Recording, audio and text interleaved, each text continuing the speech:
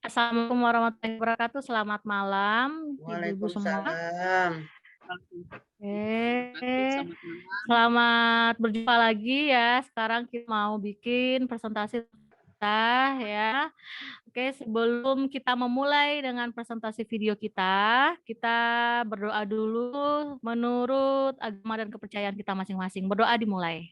Selesai. Baik, saat ini sebelum kita mulai kita acting dulu ya yang akan dipimpin oleh Ibu. Silakan Ibu. Selamat malam Ibu-ibu. Sebelum Selamat mulai malam, kegiatan kita ini untuk penyegaran kita akan ice breaking. Ini saya akan melibatkan ibu-ibu semua di mana kita akan berhitung dari 1 sampai 20. Nah, dalam hitungan tersebut pas kelipat kita harus angkat tangan dan katakan semangat. Oh iya. Oke, siap Ibu? Siap. Siap. Kita sama-sama berhitung ya. Kita sama-sama berhitung. Ya.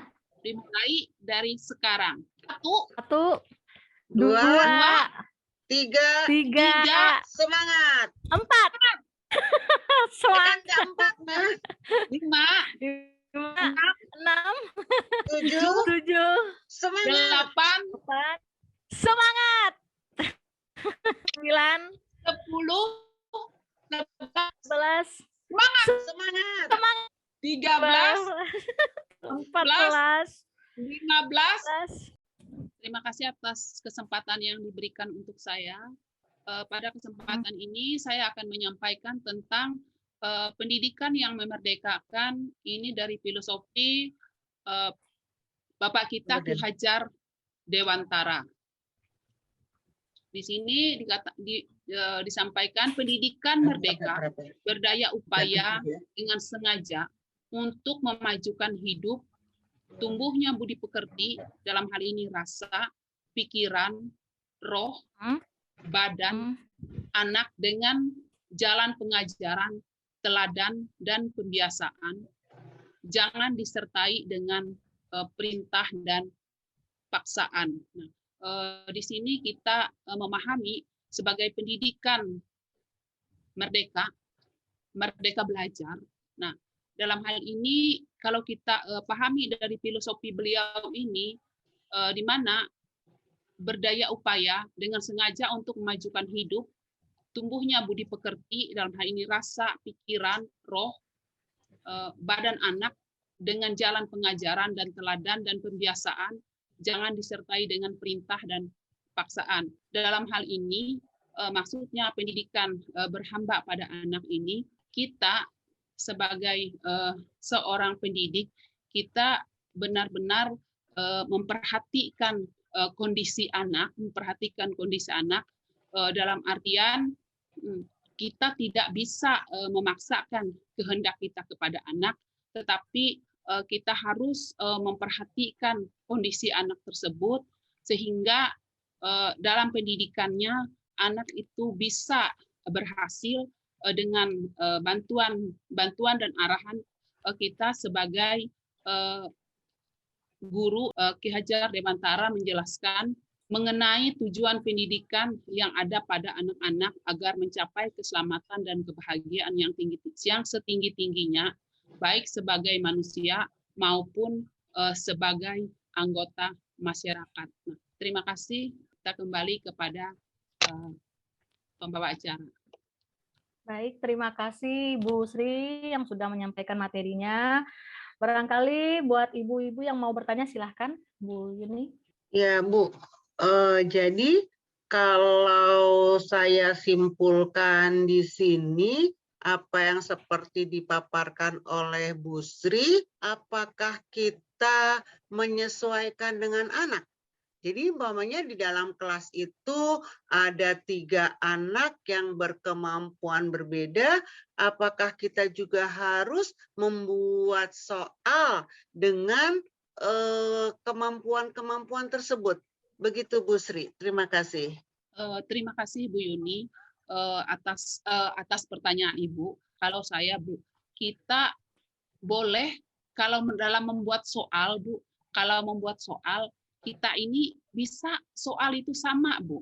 kita soal itu sama ya, tetapi dalam kita memberi penilaian nanti kita dalam hal penilaian ini kita hanya ini kan penilaian kognitifnya, penilaian dari segi nilai. Dia boleh dari segi nilai rendah, Bu, tetapi dari segi kemampuan yang lain, dari segi mungkin dari hal ini sikapnya, Bu, dia saat dia belajar di kelas dia memperhatikan dari segi kehadirannya, dari segi ketekunannya, itu yang bisa kita nilai juga, Bu. Kita kalau saya pahami di sini ya, kalau kita membuat soal memang soal itu sama, tetapi dalam saat kita memang dia bisa dapat nilai rendah, Bu. Tetapi dalam kita memberi penilaian bukan hanya memberi penilaian dari segi kognitifnya saja atau dari segi kemampuan intelektualnya saja. Atau ada, terima kasih Ibu Yuni, atau ada Ibu Diri yang menanggapi? Ya, baik, terima kasih Ibu Sri atas penjelasannya mengenai materinya ya. Baik, kita akan lanjut materi yang selanjutnya ya, mengenai profil pelajar Pancasila. Ya. Saya akan coba jelaskan mengenai profil pelajar Pancasila. Baik, kita masuk saja ke profil pelajar Pancasila ya. Profil pelajar Pancasila di sini ada beriman bertakwa kepada Tuhan Yang Maha Esa dan berakhlak mulia ya. Nah, ada kata kuncinya di sini 5, yaitu akhlak beragama, akhlak pribadi, akhlak kepada manusia, akhlak kepada alam, akhlak bernegara. Nah, saya jelaskan dulu di sini apa sih yang dimaksud dengan akhlak beragama itu. Nah, akhlak beragama di sini ditegaskan bahwa peserta didik memiliki kewajiban ya memeluk agama dan berakhlak kepada Tuhannya ya, dengan cara, kalau yang muslim bisa dikatakan dengan cara sholat 5 waktu ya, kalau yang non muslim bisa beribadah. Nah, seperti itu ya.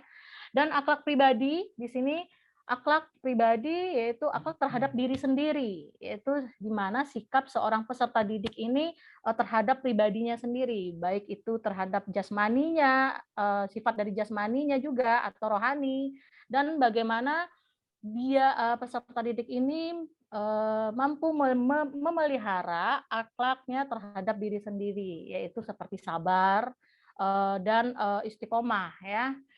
Kemudian akhlak kepada manusia. Akhlak kepada manusia ini di mana peserta didik ini selain berinteraksi kepada Tuhan, peserta didik juga berinteraksi kepada manusia lainnya atau temannya ya, atau rekan yang lainnya.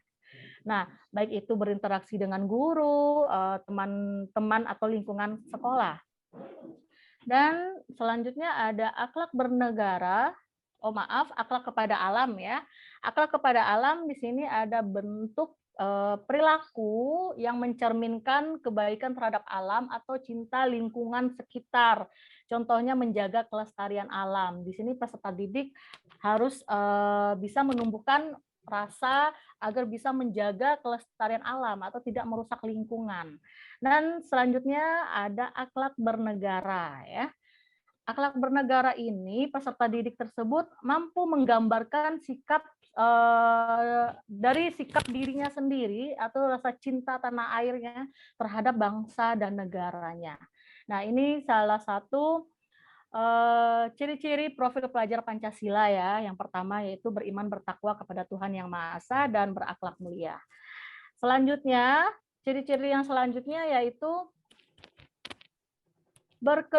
berkebinekaan global ya. Berkebinekaan global ini maksudnya apa? Di mana pelajar harus bisa mempertahankan budaya leluhur ya, lokalitas dan juga identitasnya. Nah, serta berpikiran terbuka dalam berinteraksi dengan budaya lain. Nah, atau menghargai budaya lain ya. Karena kan banyak sekarang nih anak zaman sekarang yang tidak ingat atau tidak kenal sama budayanya sendiri ya. Malah melestarikan budaya orang lain. Nah, ini malah sebaliknya juga ya. melestarikan budaya sendiri tapi menghina budaya lain. Nah, inilah yang patut diterapkan buat peserta didik kita agar menghargai budaya lain ya. Dan kata kuncinya di sini ada mengenal dan menghargai budaya lain ya, di sini ada ya. Nah, ini yang terakhir yaitu kreatif. Kreatif ini peserta didik mampu ya, seharusnya diharuskan ya, mampu memodifikasi dan menghasilkan sesuatu yang orisinil atau yang bermanfaat. Nah, di sini ada kata kuncinya itu menghasilkan gagasan yang orisinil ya, yang orisinil, yang bermanfaat ya tentunya ya, dan menghasilkan karya dan tindakan yang orisinal juga. Oke, sampai sini apakah Bapak Ibu ada pertanyaan? Silakan. Bu Riri, Ya. jadi kalau saja ya ini sudah diterapkan di kita, kita akan memiliki pribadi yang unggul ya. Bismillah, kalau umpamanya semua sudah digunakan oleh kita, berita-berita hoax dan berita yang tidak benar pasti tidak akan beredar ya, karena semua sudah ternilai dalam sila-sila Pancasila ya. Itu Bu Riri, saya simpulkan sajalah, saya tidak bertanya karena ini sangat apa ya, merupakan tantangan nih Bu Riri untuk kita apa ya, mengimplementasikan ke siswa didik. Ingin cepat-cepat nih supaya siswa didik kita ini begini nih, menjadi orang yang unggul dalam pribadi, santun dalam pribadinya ya. Ya begitu ya Bu Riri ya. Iya, Ibu. Jadi dengan adanya profil Pancasila ini diharapkan peserta didik kita mampu nantinya menjadi manusia yang lebih kreatif, yang lebih berkebinekaan yang global dan mandiri, dan ini diharapkan bisa diterapkan pada peserta didik kita untuk selanjutnya. Terima kasih Ibu Yuni. Ibu Riri, selamat malam Ya. Bu Riri. Iya. Saya juga mau menambahkan di sini Bu Riri. Iya, silakan. Saya hanya menambahkan kalau kita lihat di sini tentang bagaimana profil pelajar Pancasila. Nah, kalau kedepannya ini terlaksana dengan baik, kita aminkan ini terlaksana dengan baik, maka Indonesia untuk satu dekade yang akan datang lebih maju dari sekarang lagi Bu. Iya. Nah, kalau kita lihat kalau memang pelajar kita, peserta didik kita mampu menerapkan seperti profil pelajar Pancasila ini dan kita guru mendukung, maka Indonesia dalam segi pendidikan mampu bersaing dan dari segi manusianya juga mampu bersaing dengan bangsa-bangsa lain. Sehingga kita bukan hanya cerdas secara intelektual, tetapi kita punya kepribadian yang kuat. Terima kasih Bu Riri. Terima kasih Ibu Yuni dan Ibu Sri sudah memberikan masukannya ya. Baik, sekarang kita lanjut materi selanjutnya yang akan disampaikan oleh Ibu Yuni. Silakan Ibu Yuni. Ya, makasih Bu Riri.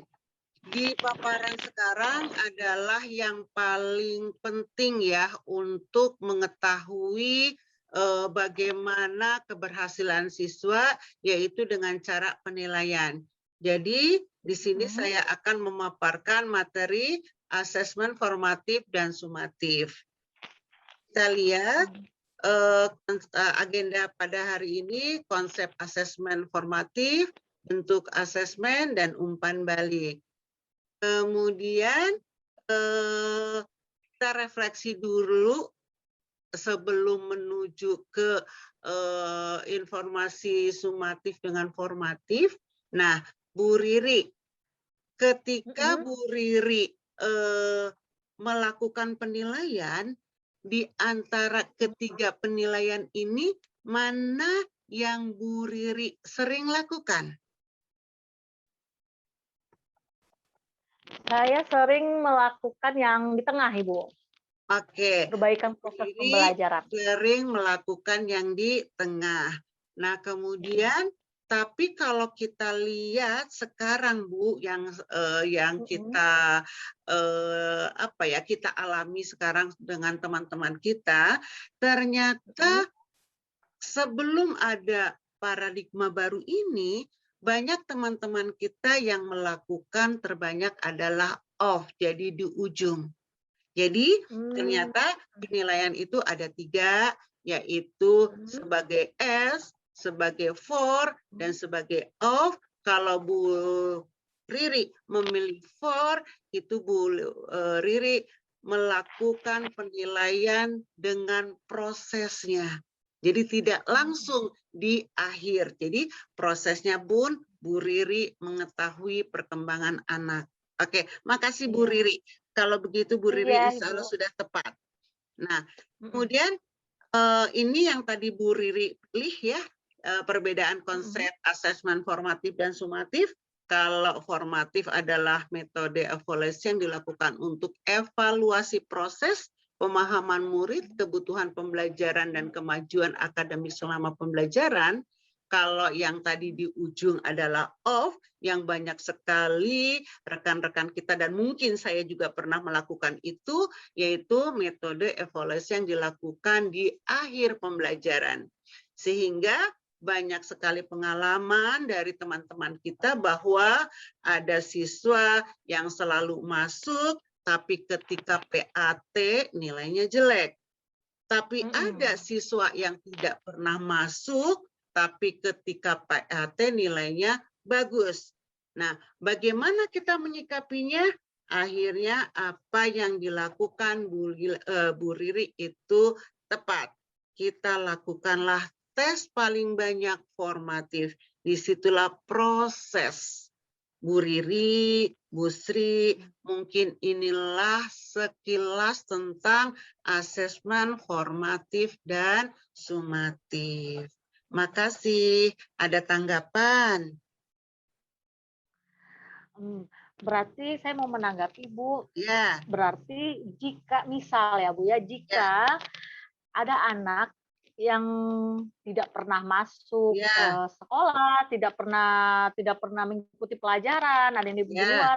Nah, bagaimana bentuk penilaiannya seperti itu? Apakah harus emang nilainya harus murni? Apakah yang seperti apa gitu? Oke, dalam paradigma baru ini ternyata kita memberikan merdeka belajar.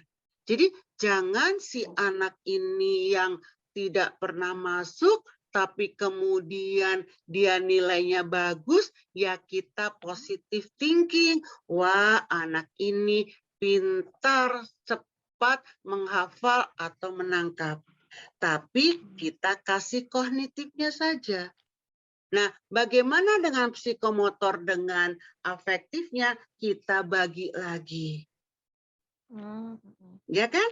Jadi tidak serta-merta anak ini akhirnya goal dengan nilai 9. Padahal dia tidak mengisi afektif dengan psikomotor kan? Dalam belajarnya ya. Nah, bagaimana perbandingannya Bu Riri dengan anak yang tadi masuk terus, tapi dia nilainya jelek? Nah, diproses lagi kita. Kasih nilai afektif yang bagus, kasih nilai psikomotornya yang bagus. Kemudian bagi dengan nilai kognitifnya yang kurang.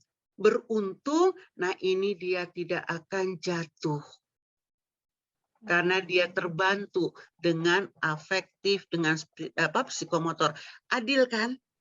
Jadi kita tetap memberikan masukan tentang pelajar Pancasila dengan diri kita bersih, tidak suuzon ke anak. Jadi kasih tetap kepercayaan ke anak. Begitu Bu Riri. Terima kasih Ibu Yuni. Sama-sama. Atas penyampaiannya. Kesimpulannya dari semua materi kita tadi, ya. Kita yang pertama dulu, kita harus bisa menjadi pendidik ya untuk anak didik kita, menerapkan ke anak didik kita bentuk dari profil Pancasila ya tadi ya. Dan dalam segi bentuk pengajaran pun kita harus menerapkan yang seperti yang sudah diterangkan Ibu Yuni tadi, bagaimana penilaian seharusnya. Yang ada yang tadi, yang di awal tadi apa Ibu Yuni? Yang di awal ada off ya, ada di tengah for, off. Sekarang metode penilaiannya itu ada off dan for ya. Jadi kalau dulu mungkin bisa yang di awal ya, sekarang Iya. sekarang itu lebih diterapkan yang Di di tengah tengah. sama yang nomor 3. Ya, Nah, ya. dari kesimpulan seperti itu. Mudah-mudahan dengan adanya PSP ini kita semakin semangat mengajar dan membentuk peserta didik yang memiliki jiwa yang seperti ada tercantum di profil Pancasila ya, Amin. mandiri, kreatif, bergotong royong, dan mudah-mudahan kita semua bisa menjadi pendidik yang baik dan contoh Amin, buat amin, anak. amin, amin, amin. Amin ya rabbal alamin. Terima Ya, kasih Bu Yuni atas sama-sama. presentasinya semuanya, Ibu Sri juga ya. Terima kasih. Kita akhiri saja ya Ibu Yuni ya. Ya, ya. Akhir kata saya ucapkan Assalamualaikum warahmatullahi wabarakatuh. Waalaikumsalam warahmatullahi wabarakatuh.